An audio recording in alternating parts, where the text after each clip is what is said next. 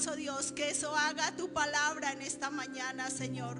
Porque si eso hace, Señor, nuestros corazones serán transformados, precioso Dios. Nuestras vidas serán cambiadas, maravilloso Padre. Que en esta mañana, Señor, tu palabra haga en nosotros para lo cual es enviada, Señor. Al que es digno de recibir la gloria, al que es digno de recibir el honor. Te adoramos, tu grandeza proclamamos. Hosana al Altísimo, Hosana al Altísimo, Hosana al Altísimo, grande es el Señor, grande es el Señor, creador del universo. Canta y danza al Rey que viene pronto, qué felicidad, el corazón no llena. grande es el Señor. Rey de reyes, admira, eres el principio y fin, soberano y sublime, eres nuestro Salvador, poderoso, potestad de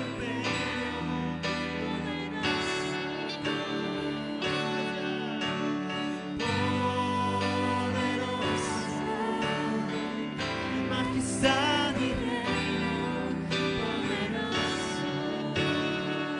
Yo le invito a que tome su lugar ahí donde usted está. Y vamos a una parte muy importante, la palabra de Dios. Quiero invitar en esta mañana aquí a Mario, que nos va a compartir la palabra de Dios en esta mañana. Así que tenga su corazón dispuesto y abierto para escuchar lo que el Señor nos quiere hablar en esta mañana. ¿Tiene su corazón dispuesto? Sus oídos abiertos para escuchar lo que el Señor nos va a hablar en esta mañana. Recordemos que la iglesia le pertenece ¿a quién? A Dios. Bendito sea el Dios y Padre de nuestro Señor Jesucristo, Dios de misericordia y Padre de toda consolación. Dios me les bendiga grandemente. Les comparto un fraternal abrazo a todos los aquí presentes y a quienes nos ven a través de las redes sociales. El día de hoy vamos a estar hablando un tema bastante interesante que he estado escuchando por ahí comentarios. ¿Quién me recuerda el tema del mes? La unidad. Estamos hablando este mes de la unidad y como cuerpo de Cristo, que es la iglesia, lo ideal es que estemos todos en un mismo pensar y en un mismo sentir. Perfecto. Como siempre conmigo es con Biblia en mano, vamos a estar con la Biblia ahí atentos y vamos a estar hablando un tema bastante interesante sobre doctrina y sobre escatología. La escatología es una palabra que proviene del griego, de dos palabras griegas. Una se llama escatos, que significa últimas cosas, y logos, que significa estudio o enseñanza. En sí la escatología es el estudio de las realidades últimas o de las realidades de los tiempos finales. Vamos a estar hablando de ese tema. Y dos consideraciones vamos a tener en cuenta con el tema de la escatología. Uno, no podemos usar textos narrativos, históricos o poéticos, porque la Biblia es un compendio que compone todos los géneros literarios. Repito, no podemos usar textos narrativos, históricos o poéticos para afirmar una verdad escatológica, ¿sí? Una verdad del tiempo final. ¿Por qué? Porque yo comparto algunos mensajes en algunas redes sociales y me he dado cuenta que hay personas que refutan usando textos del Antiguo Testamento, pero también del Nuevo, pero que lo que están es narrando algo. O sea, no están profetizando algo, sino simplemente narrando un hecho, como contando una historia, ¿sí? No podemos caer en ese error. El segundo punto es que las profecías solamente tienen una interpretación correcta. Las profecías escatológicas, valga la redundancia, porque hay profecías que ya se cumplieron, tienen solo una interpretación. Cuando vamos, por ejemplo, a Isaías o cuando vamos a los profetas y leemos las profecías sobre nuestro Señor Jesucristo, que decía, he aquí una virgen concebirá y dará a luz un hijo. ¿La profecía se cumplió? En una sola forma, no de dos ni de tres formas. Entonces debemos tener cuidado cuando sobre una sola verdad escatológica tenemos varias interpretaciones. Si no entendemos y si no podemos aceptar por la palabra la interpretación, debemos abstenernos de enseñarla o divulgarla, porque podemos estar cayendo en un error de interpretación. Bien, vamos a ir con sus Biblias, vamos a ir a Daniel, al profeta Daniel. Yo no traje las citas apuntadas para buscar y darles el tiempo a ustedes de que busquen también. Y vamos a ir a esa parte, Daniel capítulo 9. Si de pronto quienes tienen el control de los medios me pueden ayudar ahí con la pantalla, para quienes pronto no trajeron una Biblia pueden acompañarnos. Va a ser un poco largo el primer texto, los demás solo son citas esporádicas. Vamos a ir a Daniel capítulo 9, versículo 20.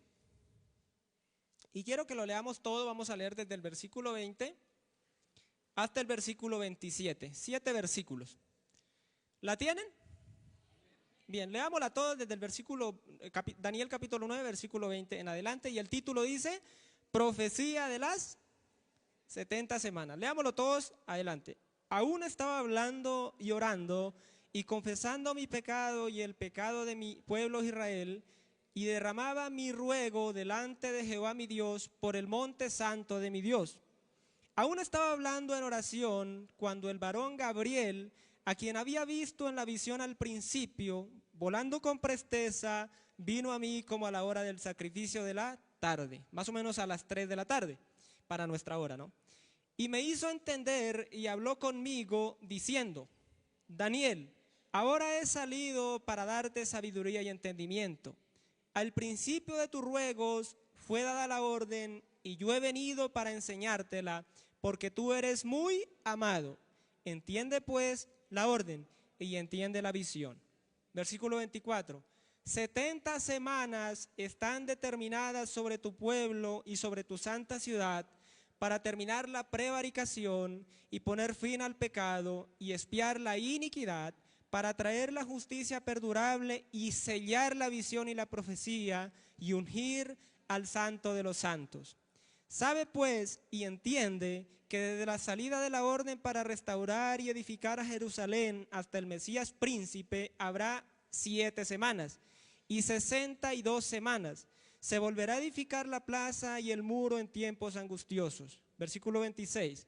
Y después de las 62 semanas se quitará la vida al Mesías, mas no por sí. Y el pueblo de un príncipe que ha de venir destruirá la ciudad y el santuario.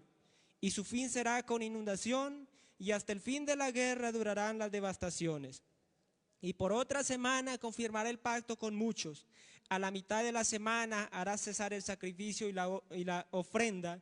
Después, con la muchedumbre de las abominaciones, vendrá el desolador hasta que venga la consumación y lo que está determinado se derrame sobre él, desolador. Amén. Bien. Esta es una de las profecías que más interpretaciones he encontrado a lo largo de los años, y es una profecía que abarca básicamente todo. Abarca todo, casi prácticamente hasta el tiempo del fin, hasta el tiempo prácticamente a las puertas del tiempo final definitivo. Entonces vamos a darle la interpretación a ese texto y me van a estar acompañando en algunos versículos. No pierdan la cita, no pierdan Daniel capítulo 9, porque vamos a estar sobre él y sobre algunas otras citas esporádicamente, pero no pierdan la cita principal. Bien, acá tenemos que tener claridad con unos puntos básicos. Aquí en este texto y en algunos otros textos de la Biblia, una semana equivale a 7 años. ¿A cuánto? A 7 años. Un día por año. Un día por año.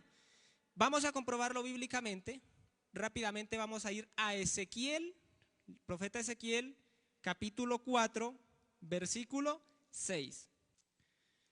Ezequiel 4, versículo 6. Leámoslo todos. Dice, cumplidos estos, te acostarás sobre tu lado derecho segunda vez y llevarás la maldad de la casa de Judá 40 días. Día por año te lo he dado. 40 días por 40 años. vamos a ir rápidamente a Levítico, capítulo 25, versículo 8. ¿Lo tienen? Bueno, versículo 8. No sé si me están ayudando ahí con la pantalla, ¿sí? Perfecto, perfecto. Gracias. Dice versículo 8, y contarás 7 semanas de años, 7 veces 7 años, de modo que los días de las 7 semanas de años vendrán a hacerte 49 años.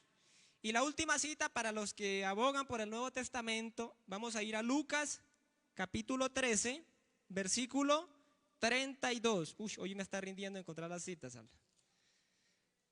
Lucas 13, versículo 32. ¿Lo tienen? Ok, y dice, y les dijo, ahí está hablando el Señor Jesucristo, y les dijo, id y decid a aquella zorra, he aquí, echo fuera demonios y hago curaciones, hoy y mañana, y al tercer día termino mi obra. Cuando uno no lee en el entendimiento del texto, uno dice, ¿cómo así? Que hoy, mañana y pasó mañana termino mi obra. Está refiriéndose a los 3 años del ministerio de nuestro Señor Jesucristo en la tierra. Recordemos que fueron 3 años de ministerio. Entonces está diciendo este año y el que sigue, haré esto y aquello. Y el que sigue, o sea, el tercero, terminaré mi obra. No está hablando de días, sino de años, ¿sí? Entonces ya entendemos que la palabra se está refiriendo claramente a días, a semanas de años y días de años. Bien, en ese orden de ideas, 70 semanas, que es la profecía de Daniel, equivale a 490 años. Quienes tienen matemática mental, 7 por 7, 49. Más un 0, 490. Y son, ojo acá porque acá hay una explicación que voy a dar más adelante, pero es sencillo. Es explícitamente, esta profecía, lo que ella narra, es explícitamente para el pueblo de Israel, para el pueblo de Israel. Pero dentro de esa profecía estamos nosotros. Tengamos claro esa parte. Bien, vamos a ir de una vez a los versículos para ir desmenuzando todo. El versículo 25 de Daniel 9, vamos a ir al versículo 25, en la parte B, ¿sí? Dice, sabe pues y entiende que desde la salida de la orden para restaurar y edificar a Jerusalén hasta el Mesías príncipe, ¿habrá cuánto? 7 semanas. Ok, paremos ahí, 7 semanas. Si vamos a semanas de años, nos estaría hablando que son 49 años. 7 semanas por 7, 49 años. E inician cuando se emite la orden para restaurar Jerusalén. Vamos a ir a Isaías 44, 28. Isaías 44, 28. ¿Lo tienen?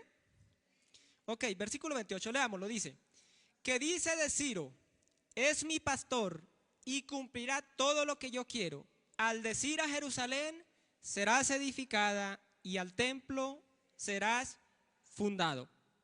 Isaías, unos años antes, está profetizando, ¿sí?, la reconstrucción de lo que vendría siendo Jerusalén y el templo. Bien, entonces ahí está cumpliéndose una profecía. Y se cumplió exactamente como él dijo. ¿Sonido? Ok. Volvemos. Bien, entonces, aquí básicamente en lo que viene siendo Isaías, y rápidamente vamos a ir al decreto de Ciro, que está en 2 de Crónicas 36.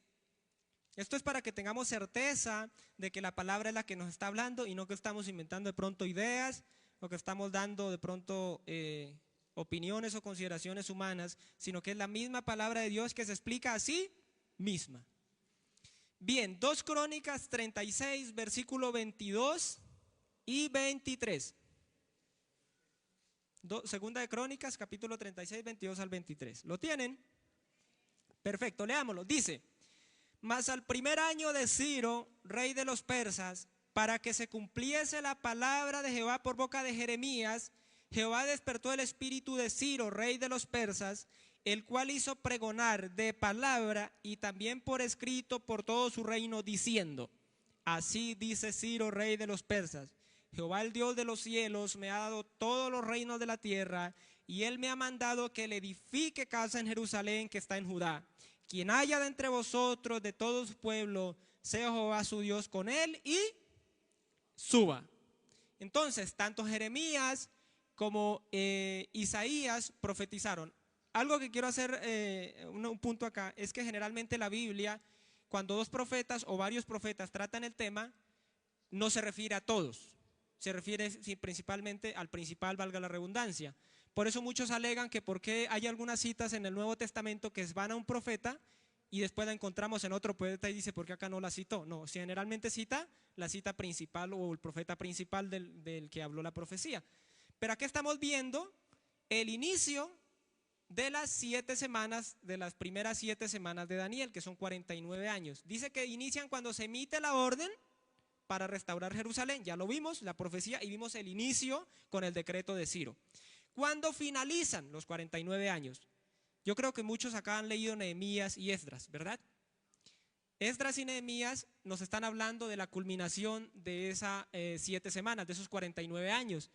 Cuando ustedes recuerdan el templo de Zorobabel y la reconstrucción de los muros por parte de Nehemías, su lucha con todos los enemigos de los lugares circundantes, etc. Entonces ahí se finalizaron las 49 semanas cuando se terminó de edificar Jerusalén. Bien, versículo 25b, ahí mismo de Daniel, y 26. Dice, dice, edificar Jerusalén hasta el Mesías príncipe habrá 7 semanas, y 62 semanas. Se volverá a edificar la plaza y el muro en tiempos angustiosos. Y después de las 62 semanas se quitará la vida al Mesías. Algunas versiones lo tratan al Salvador, diferente, pero acá dice al Mesías, mas no por sí. Y el pueblo de un príncipe que ha de venir destruirá la ciudad y el santuario, y su fin será con inundación, y hasta el fin de la guerra durarán las devastaciones. Bien, estamos en el versículo 25, parte B, y 26 de Daniel 9. Bien, acá nos habla, ya no nos habla, porque ya se cumplieron los primeros 7 semanas, primeros 49 años. Acá nos está hablando de 62 semanas, que en matemática equivale a 434 años. 434 años.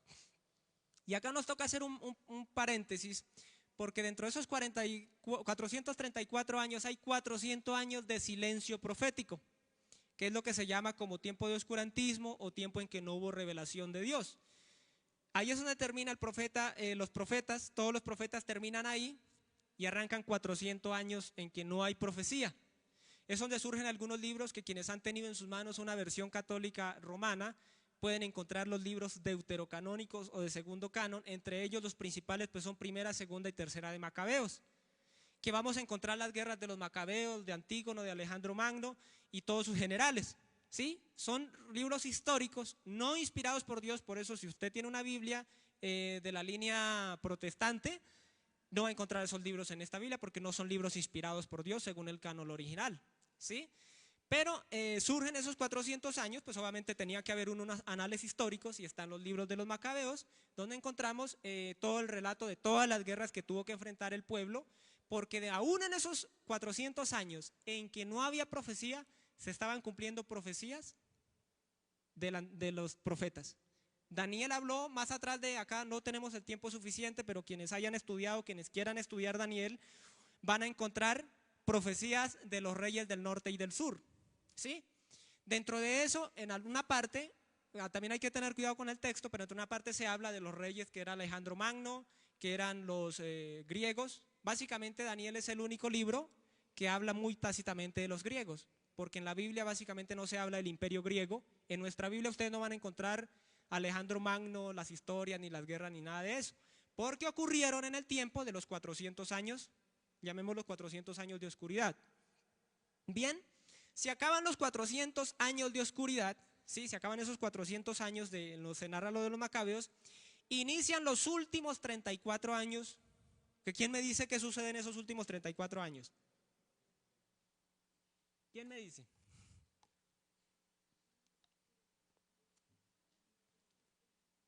En esos últimos 34 años ocurre la concepción, el nacimiento, la vida y el ministerio, la crucifixión y muerte de nuestro Señor y Salvador Jesucristo. Bien, en ese último periodo de esas 62 semanas. Y ahí es un poco extenso, porque para abarcar obviamente el ministerio y la vida y todo lo que nuestro Señor Jesucristo hizo estando en este mundo como hombre, están los evangelios: Mateo, Marcos, Lucas y Juan. Ahí encontramos todo, desde la genealogía de Jesucristo, pasando la genealogía, pasa los 400 años de oscuridad y llega hasta el Señor Jesucristo. Bien, entonces ahí no necesitamos nosotros hacer mucho estudio porque lo sabemos. Si hemos leído los evangelios sabemos que fueron básicamente 34 años desde la concepción hasta el nacimiento, y el ministerio y la obra y la crucifixión y muerte de nuestro Señor Jesucristo. Ahora, la profecía de Daniel, ¿por qué al final del versículo 26 dice: y el pueblo de un príncipe que ha de venir destruirá la ciudad y el santuario, y su fin será con inundación, y hasta el fin de la guerra durarán las devastaciones? ¿Por qué cita la destrucción del templo? ¿Sí? Porque antes habló el cumplimiento profético, pero se extiende un poco más adelante. La historia en algunos libros extrabíblicos, como es los escritos de algunos historiadores romanos y algunos judíos, las guerras de los judíos y otros textos por el estilo, nos hablan de lo que fue la destrucción de Jerusalén en el 70 después de Cristo. Sí, yo creo que ustedes han escuchado la destrucción del templo, que ahorita en Jerusalén solo existe el muro de los lamentos, pero en el tiempo de Jesús existía el templo. ¿Se acuerdan cuando Jesús entró al templo con un látigo y sacó a los cobradores, a los que vendían ahí, repartían y cambiaban y todo eso? Y lo sacó del templo porque el templo existía, ¿sí? En el año 70 después de Cristo viene la destrucción del templo por los romanos y se quema Jerusalén y existen unas cosas terribles que suceden en ese tiempo. Daniel alcanza a profetizar eso, ¿sí? Porque dice que destruirá el templo y hasta el fin durarán la guerra y las devastaciones. Entonces ahí nos está abarcando. Ahora, si nos sumamos, hasta ahí solamente haría falta una semana por cumplirse. ¿Sí? Una semana, porque llevamos 62 más 7 nos daría ¿cuánto? 69. ¿Y la profecía es de cuánto? 70 semanas. Si tenemos 69 nos hace falta una semana. Y por más que la busquemos, no está en el texto, o sea, no la encontramos cumplida en el texto. Cuando la palabra se dice sellar la profecía, es cumplir la profecía, no es esconderla, porque entendemos que los sellos ocultan, ¿sí? Cuando leemos en Apocalipsis los 7 sellos, los sellos cubrían el rollo para que nadie pudiera ver lo que había escrito. Pero acá cuando dice sellar la profecía es cumplirla, porque la profecía es verídica cuando se cumple. Si no se cumple es un falso profeta. Pero acá vemos que la palabra se ha cumplido sin fallar. O sea, en 49 años se construyó el muro, el templo y Jerusalén. Y en 434 años, imagínate eso, y ahí es donde yo digo, como dice por ahí alguien, ¿no? Esto es para que un ateo nos lo explique, ¿no? ¿Cómo es posible que un profeta pueda ver tantos años hacia el futuro? ¿Sí? Tantos años, aproximadamente 450 años hacia el futuro puede haber. Y después de esto puede haber el cumplimiento de nuestros tiempos, en el tiempo en que estamos nosotros, el tiempo cercano en que estamos nosotros. Eso no lo puede hacer la ciencia. La ciencia, si han visto que a veces dice, bueno, este año se pronostican lluvias a partir de febrero, y se va a febrero y no llueve, y están 2 meses antes, 3 meses antes, y no son capaces de pronosticar eso. Ahora imagínate profetizar 450 años a futuro. Eso solo lo puede hacer un Dios poderoso y eterno, que conoce el tiempo futuro, el presente y el pasado. Bien, cuando nuestro Señor Jesucristo es crucificado, se termina el tiempo de la ley. Se termina la dispensación de la ley y comienza la dispensación de la gracia. De la gracia. Entonces tenemos que tener claro esa parte. Y vamos a ir a algunos textos, vamos a ir al Evangelio de Juan, capítulo 1, para entender por qué pasó lo que pasó. Evangelio de Juan, capítulo 1.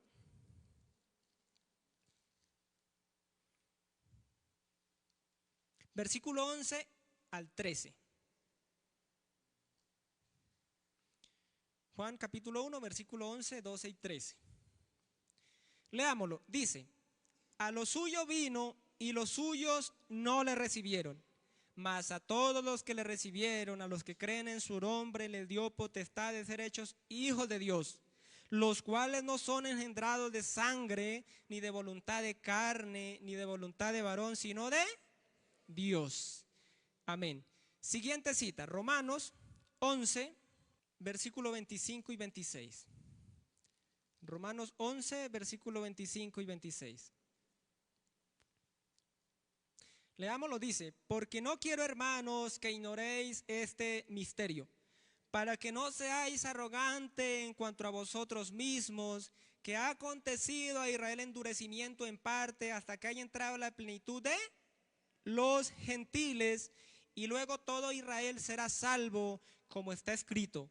Vendrá de Sión el libertador, que apartará de Jacob la impiedad. Isaías 59:20.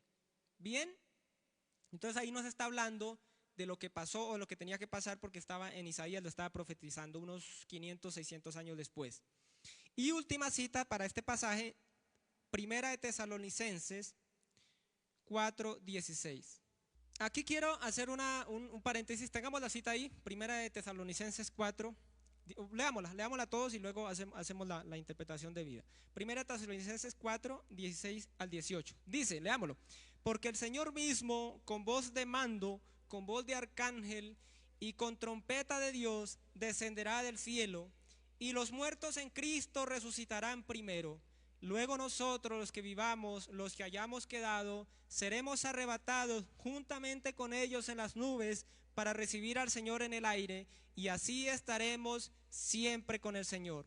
Por tanto, alentaos los unos a los otros con estas palabras.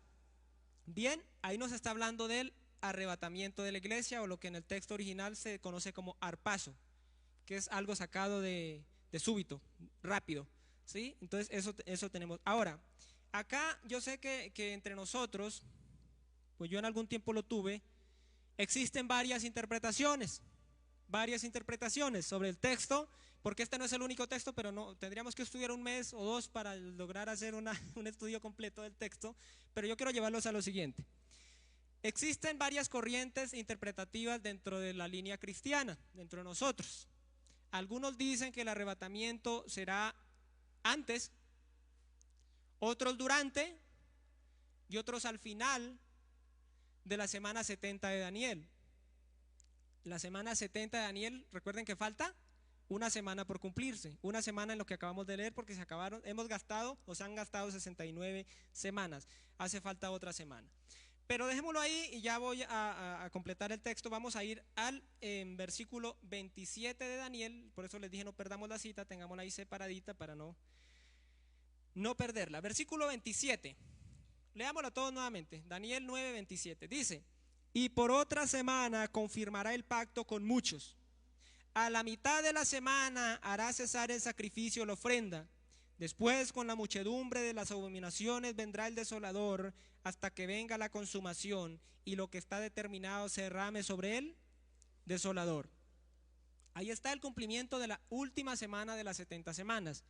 Recuerde, ya gastamos 62 más 7, y el versículo 27 nos dice: y por otra semana, ¿sí? Confirmará el pacto con muchos. Pero a la mitad de la semana, o sea, a los 3.5 años, la Biblia lo traduce como un tiempo, tiempos y la mitad de un tiempo. ¿Han escuchado esa cita alguna vez? ¿O la han leído en la Biblia? Sí, en la Biblia está en varios pasajes. En varios pasajes está, incluso aquí en Daniel, está en Apocalipsis también.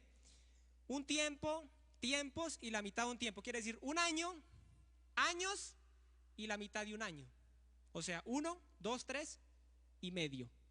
Quiere decir 1260 días, porque son años de 360 días. Si van a la calculadora, 3 por 360 más la mitad de 360 le da 1260 días. Y vamos a ir a una cita como para quienes de pronto quieren tener la cita de esa parte, donde hace referencia a este pasaje. Vamos a ir a Apocalipsis, el último libro de la Biblia, Apocalipsis capítulo 12, versículo 14. Leámoslo. Dice: y se le dieron a la mujer las 2 alas de la gran águila, para que volase delante de la serpiente al desierto, a su lugar, donde es sustentada por un tiempo, tiempos y la mitad de un tiempo. O sea, 1 año más 2 años, 3 años y medio. La mitad de la semana 70 de Daniel. Por eso ustedes van a escuchar mucho el tema de la tribulación y la gran tribulación. 3 años y medio de tribulación y 3 años y medio de gran tribulación. Ahora, yo a lo que voy es lo siguiente. Muchas personas dicen que el Apocalipsis sí, que el Apocalipsis no, pero que esto, pero que aquello. Yo quiero que hagamos memoria de los quienes han estudiado o leído la Biblia. Siempre que la Biblia dijo algo, lo cumplió al pie de la letra. El Espíritu Santo a través de quienes la escribieron. Alguna vez, porque eso lo hace el enemigo, alguna vez uno se descuida y el enemigo le coloca semillas en la mente para ver si uno lo hace trastabillar o lo hace dudar del texto.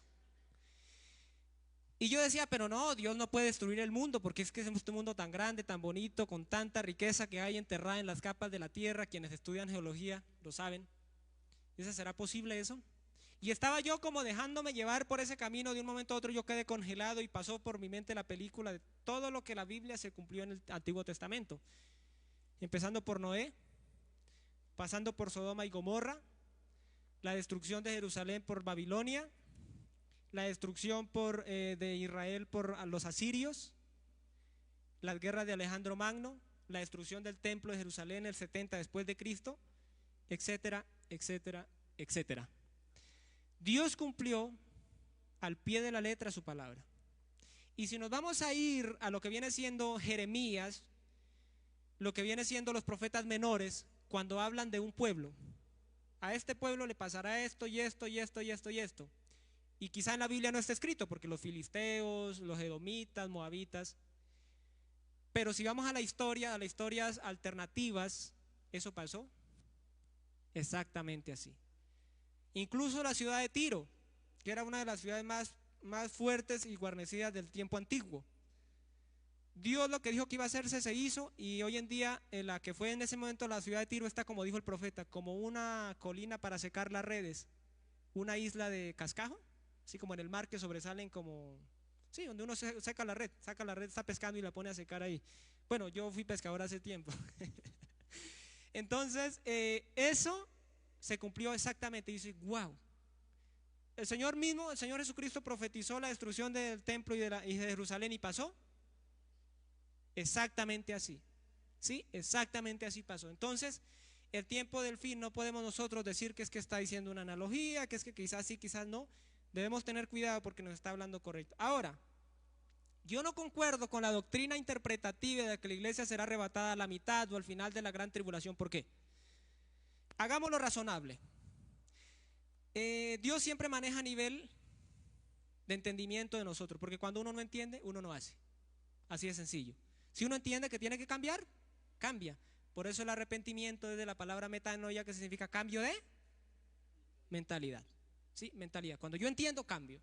Entonces la palabra es también de entendimiento. El anticristo vendrá en la última semana. Ahí está claro. Cuando Apocalipsis, incluso en los Salmos hay algunas citas, Tesalonicenses, los Evangelios, son muchas las citas, no podemos abarcarla. El anticristo se manifiesta en la semana 70 de Daniel, porque es el trato de Dios con Israel. Israel, la semana 70. Y obviamente abarca el mundo entero. ¿Sí? El mundo entero. Pero en esa semana 70 el enfoque es Israel, y ahí leímos en Apocalipsis 12:14 de la mujer, se está refiriendo a Israel, contrario a lo que algunos de pronto interpretan, está refiriéndose a Israel. Dios la resguarda de ese tiempo para que no sea destruida, ¿sí? Durante tiempos, tiempos y la mitad de un tiempo, lo acabamos de leer, ¿sí? Dios la sustenta en el desierto. En ese tiempo está el anticristo. Entonces, ¿qué pasa? Yo estaba viendo, por ejemplo, ahorita con la pandemia, creo que algunos se acuerdan, el 2019, finales de 2019, apenas inició el virus y ya el 90% del mundo lo sabía y no había llegado a nosotros. Yo estaba en Centroamérica en aquel tiempo, y cuando yo empecé a llegarme comunicados que decía que bueno, que un virus que surgió en China, que no sé qué más, y eso no llega por acá, a los 2 meses nos tenían encerrados. ¿Se acuerdan? Entonces, ¿Cómo no será que cuando se manifiesta el anticristo todo el mundo se va a enterar? Todo el mundo. ¿Qué pasó con Bukele ahorita cuando ganó las elecciones, la reelección en El Salvador? Lo felicitaron los árabes. Un jeque de esos árabes que nada tiene que ver con Occidente, que no les importa Occidente porque ellos tienen su petróleo y sus riquezas, lo felicitaron. Oficialmente, es un comunicado oficial, felicitamos al señor presidente de la República de El Salvador al otro lado del mundo. Y se enteraron al otro día de que había ganado las elecciones. Imagínense el mundo donde sepa, apareció el anticristo y no ha sido arrebatada la iglesia. Ya la gente sabe, o en 3 años y medio o en 7 años viene el Señor. ¿Es así o no es así? Así es, porque ya es una matemática. Uno como cuando recibe la quincena, de una vez dice, bueno, para esto, para esto, para esto, para esto, ya distribuye todo el resto del mes. Así es. Se manifiesta el anticristo, lo cual será un evento notable en el mundo, porque todo el mundo pondrá en él su esperanza. ¿Sí? Porque Jesucristo así lo permite. En Apocalipsis lo vemos en los sellos. Cuando Cristo desata los sellos, está permitiendo que el anticristo se manifieste. Ojo acá, el anticristo no se manifiesta al mundo por su poder o porque Satanás le haya dado su trono y su autoridad, es porque Cristo lo permite. Cuando Cristo toma el libro de la mano del que está sentado en el trono y desata su primer sello, dice que aparece un jinete montado en un caballo blanco con un arco, pero sin flechas. El arco sin flechas significa un saludo de paz. ¿Y qué viene a ofrecer el anticristo? Paz y seguridad. Paz y seguridad. Paz y seguridad. Entonces el mundo se dará cuenta del anticristo. Y si no ha sido arrebatada la iglesia, de una vez van a decir, en 3 años y medio o en 7 años viene Cristo. ¿Qué hacen? Nos arrepentimos. Pero ¿qué dice la palabra? Como en los días de Noé. Así será en la venida del Hijo del Hombre. Estarán casándose, dándose en casamiento, compartiendo la vida normal y corriente. ¿Cuándo? Como ladrón en la noche. Si el hombre supiera a qué hora va a llegar el ladrón, no permitiría minar su casa. No permitiría que el ladrón, ¿por qué? El ladrón que se asoma la cara por la ventana y le pone la de amasar. ¿Sí? Así es, o sea, seamos sinceros y seamos francos y entendamos la interpretación de la palabra. ¿Esto por qué? Porque como dije al principio, las profecías bíblicas solo pueden tener una interpretación correcta. Una interpretación. Ahora, si aún lo que yo he dicho no es suficiente para que tú aceptes esa interpretación, haga como hizo María, guárdela en su corazón. Ore a Dios y medite en la palabra. Ore a Dios y medite en la palabra. Es lo que podemos hacer. Bien, eso es básicamente entendible. Ahora, ¿de qué podríamos hablar? Podríamos hablar de muchas otras cosas. Ahora, para cerrar el pasaje, quiero llegar acá. El fin de la semana 70 de Daniel se cumple con la batalla de Armagedón. Sí, la primera batalla de Armagedón, que es cuando viene Cristo con sus santos, ¿sí?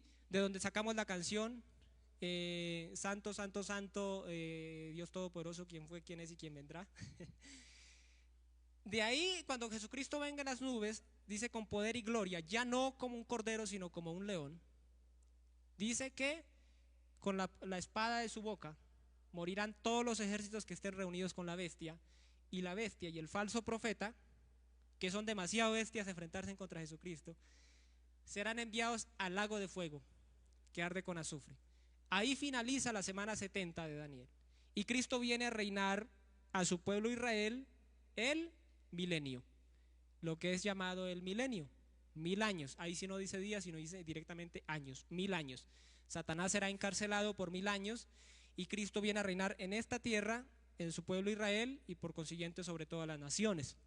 Eso hay muchas profecías, hablando desde Isaías, pasando por los profetas menores y los evangelios. Entonces, esa es la finalización de la semana 70. Ahora, como les decía, desde el momento en que Cristo murió hasta el arrebatamiento de la iglesia estamos en la dispensación de la gracia. Es la dispensación más larga de toda la Biblia. Por eso la gracia sobrepasa todo lo que podamos nosotros conocer. Sobrepasa la ley, sobrepasa el pecado de Adán, sobrepasa absolutamente todo. ¿Por qué? Porque básicamente nosotros vemos que las dispensaciones anteriores fueron más cortas que la gracia. Ahora, quienes dicen, bueno, aún faltan profecías por cumplirse, bíblicamente no faltan profecías por cumplirse para que venga el arrebatamiento de la iglesia. Bíblicamente no. Puede uno rebuscar y alegar y dar interpretaciones diferentes, pero bíblicamente no falta. No falta otra posibilidad para que sea el arrebatamiento de la iglesia. Porque como digo, no sabemos el día ni la hora. No sabemos el día ni la hora. ¿Sí? Entonces, ahí ¿cuál es el llamado? El llamado es que estemos preparados, con suficiente aceite en nuestras lámparas, nuestros vestidos emblanquecidos en la sangre de nuestro Señor Jesucristo. Podríamos hablar mucho más sobre el tema escatológico porque pues el Apocalipsis es para mí es el plato fuerte de la bendita esperanza, pero no vamos a ir hasta allá. Ahora, de todo lo que hemos hablado, yo quiero hacerles una pregunta hoy. Considero que es para mí, no sé si para usted sea la pregunta más importante. Yo creo que lo importante a veces no es quizá entender todas las profecías, ni hablar lenguas, ni dar regalos, ni ofrecer nuestro cuerpo para ser quemado, como dicen en la carta al amor, sino que lo importante es determinar a dónde vamos a pasar esa eternidad de que nos habla del cumplimiento de la palabra de Dios. Si lo vamos a pasar por bestias junto con la bestia, o la vamos a pasar en el cielo nuevo y en la tierra nueva, en los cuales mora la justicia, como dice en segunda de Pedro. Porque el cristiano cuando le dice, no, es que el mundo se está acabando y no sé qué más debe decir, como creo que es segunda de Pedro, me perdona si no sé bien la cita, dice, pero nosotros esperamos, según sus promesas, cielo nuevo y tierra nueva en los cuales mora la justicia. ¿Sí? En los cuales mora la justicia. Entonces, ahora, rápidamente para cerrar, pues ya casi me hacen ojos por allí. Hay algo que yo quiero hablarles acá. Quiero que ahí hagamos un paréntesis, guardemos la profecía que hemos hablado en nuestro corazón y ahora vamos a otra parte doctrinal. Durante mucho tiempo nosotros hemos hablado sobre el arrepentimiento, la salvación, la nueva vida, el nuevo nacimiento. Y el Señor le está hablando en este tiempo a su iglesia. En este tiempo le está hablando a su iglesia. Lo digo porque todos los mensajes que yo encuentro en la línea de la iglesia de Jesucristo están enfocados hacia el mismo tema. Es la manera de ser salvos. Y quiero decirles acá que la manera de ser salvos no es ni por una oración, ni por un rezo, ni por una misa, ni por el servicio, ni por hacer milagros. O sea, pobre de mí que estoy predicando acá, porque hay predicadores, o podemos estar predicando, podemos hacer milagros, sanidades, podemos hacer como Elías, hacer caer fuego del cielo, pero ser desconocidos por Dios. ¿Dónde está el secreto? Ser conocidos por Dios. Porque ¿qué dice Cristo cuando se presenten delante de Él? Dirá, yo no los conozco. Apartados de mí, hacedores de maldad. Y ellos le dirán, pero nosotros hicimos, hablamos, sanamos, predicamos, enseñamos. Ahora, ¿dónde está el tema de la salvación? Resulta que la única manera de ser salvos por medio de Jesucristo, estando en Cristo Jesús. Y por eso pido que me presten mucha atención porque lo que voy a hablar acá es muy profundo, que Pablo mismo dijo, sufro con dolores de parto hasta que Cristo sea formado en ustedes. Mismo Pablo lo dijo. Y en otra parte lo reprende, y no recuerdo qué carta es, les quedo debiendo la cita, dice, ¿cómo es posible que no puedan aceptar la doctrina? Y hay mucho que quisiera decirles, pero ahora no lo entenderían, dice Pablo en una de las cartas. Entonces, ojo acá. Nosotros, dice que por la gracia de Jesucristo somos santificados. Pero solo somos santificados si estamos en Cristo. Porque Cristo es santo. Somos salvos porque Cristo es salvo. Somos hijos porque Cristo es el único Hijo de Dios. El unigénito Hijo de Dios, dice la palabra. O sea, yo no soy hijo de Dios porque yo acepté a Cristo y sigo mi vida por donde se me da la gana. Porque la palabra dice que solo los que están en la vid verdadera, ¿sí? Jesús dice, yo soy la vid verdadera y ustedes los pámpanos. El que en mí permanece lleva fruto, pero el que piensa hacer su vida a su manera, dice que es podado, se seca y es echado al fuego. Entonces, ojo a esto, porque esto es de vida o muerte. O sea, este no es un mensaje para nosotros salir de acá y decir muy bonito el mensaje, muy agradable, vámonos a tomar tinto y arrancamos la semana. El tinto se lo pueden tomar, pero meditando en esta palabra. No diga que los voy a privar del tinto, no los voy a poner a llorar. Pero mira, yo lo que quiero que entendamos es algo. A mí eso me impactó terriblemente, porque yo pensaba que yo por venir y hacer una oración, Señor, yo reconozco mis pecados y me voy. Estoy replicando lo que hace otra iglesia, que no voy a decir el nombre, de ir cada 8 días a confesar los pecados. Resulta que yo tengo, por eso es que Cristo, cuando Él le habla a sus discípulos y le habla a Nicodemo, muestra algo trascendental. Esta naturaleza humana, según Adán, no puede ser mejorada, no puede ser ayudada, no puede ser aliviada, no puede ser remendada. La naturaleza según Adán debe morir. ¿Qué fue lo que dejó Cristo para nosotros? El que quiera ser mi discípulo, tome su cruz y sígame. Entonces, la naturaleza según Adán debe morir, ser crucificada, como dice Pablo, crucificado estoy juntamente con Cristo, por lo tanto ya no vivo yo, mas vive Cristo en mí. Entonces, el fruto del Espíritu, ¿quién de acá sinceramente alguna vez ha orado para que Dios le dé paciencia, o le dé amor, o le dé gracia, o le dé misericordia? Yo lo he hecho, sinceramente lo he hecho. Pero vine a entender que cómo le voy a pedir algo a Dios que Dios ya me dio en el Hijo, en Cristo Jesús. Porque bajo la ley era diferente, bajo la ley Dios dispensaba. Usted hace esto y yo le doy las bendiciones y las maldiciones. Si hicieran estas cosas, serán benditos en la entrada, en su salida, bendito su arteza de amasar, bendito en el campo, bendito en la ciudad, sus hijos, sus graneros, sus vacas. Pero si no hicieras esto, maldito será en tu entrada, en tu salida, todo. La ley era así, usted cumplía y la ley le daba. Era como el papá que le dijo al hijo, vaya y gane buenas notas y le doy el regalo para Navidad. Pero cuando viene la dispensación de la gracia, finaliza la semana 69 de Daniel, Dios coloca absolutamente todo en Jesucristo. Coloca, Cristo es el amor, Cristo es la vida, Cristo es la salvación, Cristo es la verdad, Cristo es la justicia de Dios. Todo lo coloca en Cristo y nos lo da. De manera que el que acepta a Cristo, cree en Cristo y decide morir al viejo hombre, toma su cruz y dice, este viejo hombre no va más. Yo muero para vivir por Cristo y en Cristo y para Cristo. Recibe todo en Cristo. Ahora, ¿por qué no se manifiesta en el plano físico? Porque aún hay enfermedad, hay desilusión, hay falta de tantas cosas, porque no nos ha sido revelado. Entonces, ¿qué es lo que tenemos que hacer? Estudiar la palabra con humildad, orar a Dios, que el Espíritu Santo nos revele. Porque como dije, es por el cambio de nuestra mentalidad.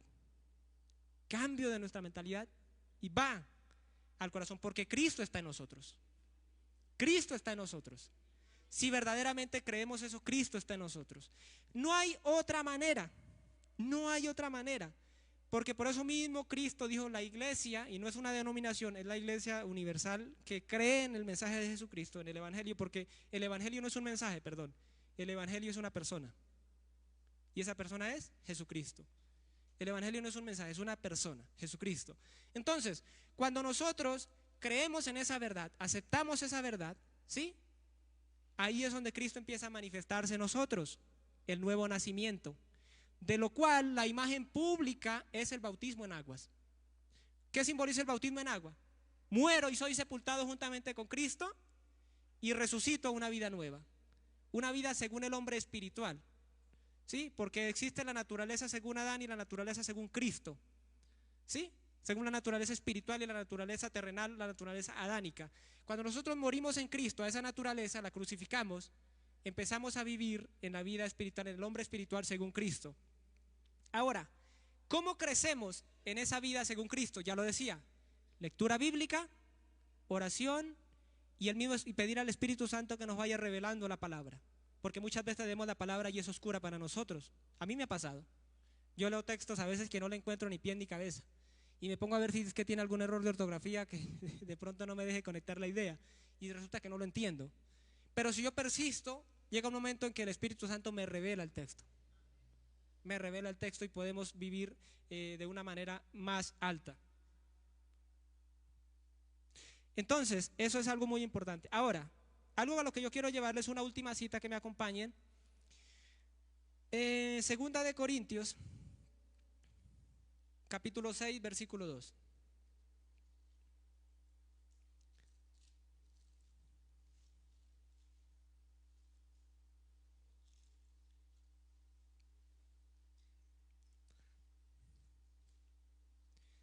Segunda de Corintios, capítulo 6, versículo 2. ¿Lo tienen? Leámoslo. Dice, porque dice, en tiempo aceptable te he oído y en día de salvación te he socorrido. He aquí ahora el tiempo aceptable, he aquí ahora el día de salvación. Isaías 49, 8. Eso es lo que yo quería para cerrar esta cita. Y les nombro, no la busquen, les nombro una cita de Proverbios 21, 7 que dice, no te jactes del día de mañana, porque no sabes qué dará de sí el día. ¿Sí? Muchas veces nosotros decimos mañana, después, espero, arreglo.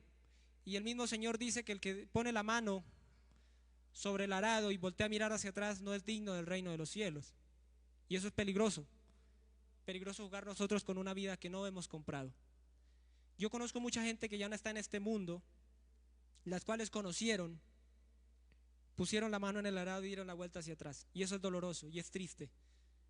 Solo imaginar la posibilidad de ese destino, de esa vida, de esa alma.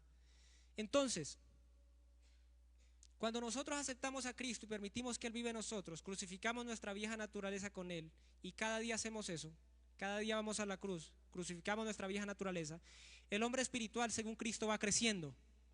Entonces empezamos a cambiar. La gracia nos es revelada y contrario a lo que muchos interpretan, que si la gracia se nos es revelada, entonces pues, tenemos la libertad para pecar porque pues igual no nos importa.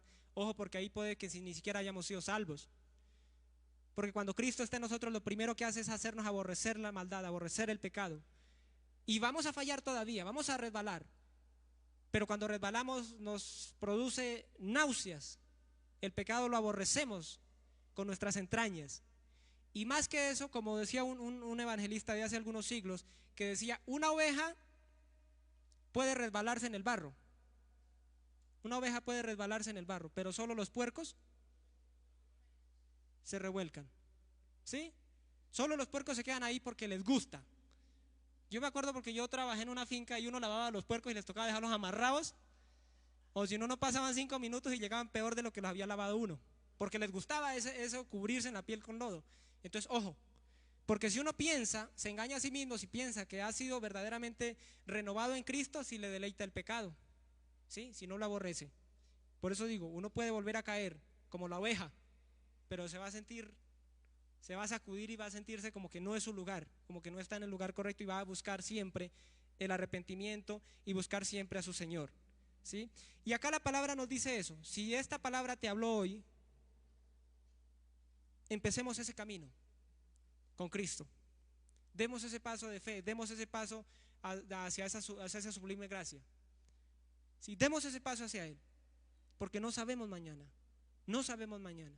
Ahorita yo que me entero siempre de noticias, las noticias para este año son extrañas, extrañas. O sea, extrañas, son tiempos que yo nunca esperé vivir, pero para este año se anuncian cosas extrañas. Entonces, la única manera de estar preparados es estar en Cristo. Porque si estamos en Él, aunque en este momento le temamos a la muerte, luego ya no le vamos a temer. Eso me pasaba a mí. Cuando yo no tenía certeza, yo temía a la muerte. Yo abrazaba a mi mamita, yo tenía como unos 8 o 9 años y cuando iba a llegar el año 2000, como el 2000 se acababa el año, ¿sí se acuerdan? Quienes son mayores acá.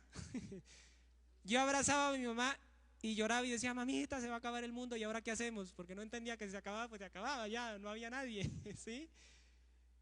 Pero cuando ya entendí esto hace unos años, aprendí lo que dijo Pablo.